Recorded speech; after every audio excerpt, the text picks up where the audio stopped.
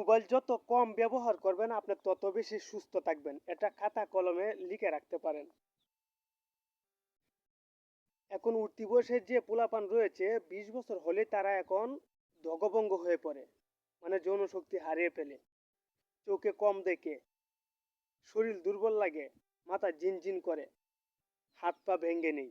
এটার একমাত্র কারণ হলো বেশি মোবাইল ব্যবহার করা। গুগলে একটা পরীক্ষা নিরীক্ষার মাধ্যমে গবেষণা করে দেখা গেছে 90%, 100-র মধ্যে 90% লোকে খারাপ জিনিসগুলো খুঁজে বেশি মোবাইলের মাধ্যমে।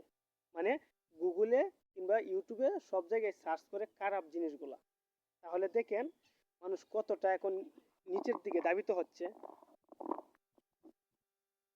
একটা মানুষের হাতে যখন মোবাইল থাকে তখন মনে করে সারা বিশ্বটা তার হাতে।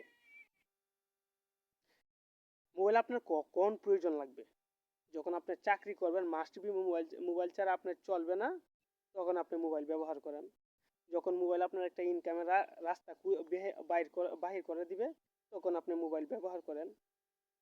তো আপনার মোবাইল কোনো প্রয়োজন নেই। একটা বাটন মোবাইল হলেই আপনি চলতেছে। তো এর জন্য আপনি কি জন্য এত বড় মোবাইল ব্যবহার করবেন?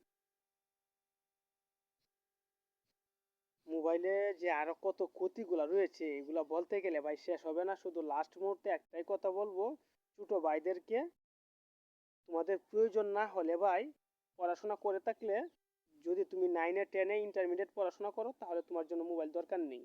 তুমি যদি কোনো চাকরি বাকরি খোঁজার প্রয়োজন হয়, দরখাস্ত করার প্রয়োজন হয়, কিংবা ই কমার্স কোনো কাজের প্রয়োজন হয়, তুমি যদি ইউটিউবিং করো, কন্টেন্ট ক্রিয়েট করো, মানে এই যে এটা থেকে তুমি টাকা ইনকাম করার প্রয়োজন মনে করলে, তাহলে তুমি মোবাইলটা তোমার জন্য বেস্ট।